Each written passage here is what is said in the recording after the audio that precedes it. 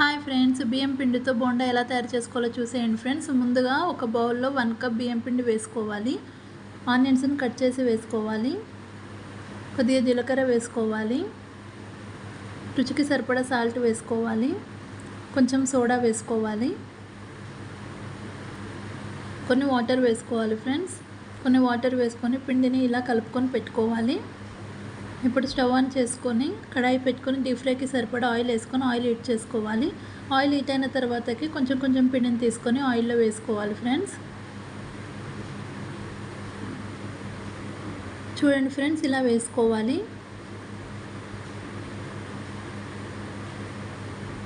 చూడండి ఫ్రెండ్స్, మనకి ఇవి ఇక్కడ ఫ్రై అవుతున్నాయి. ఫ్లేమ్ మీడియం ఫ్లేమ్లో పెట్టుకొని మంచి కలర్ వచ్చేంత వరకు ఫ్రై చేసుకోవాలి ఫ్రెండ్స్. చూడండి ఫ్రెండ్స్, ఇక్కడ ఫ్రై అవుతున్నాయి. ఫైనల్గా మనకి ఇవి ఫ్రై అయిపోయాయి ఫ్రెండ్స్. ఇప్పుడు స్టవ్ ఆఫ్ చేసేసుకొని ఒక గిన్నెలోకి వేసేసుకుందాం. అంతేనండి, అన్నీ ఇలానే చేసుకోవాలి. బియ్యం పిండితో బోండా రెడీ. నచ్చితే లైక్, షేర్ అండ్ సబ్స్క్రైబ్.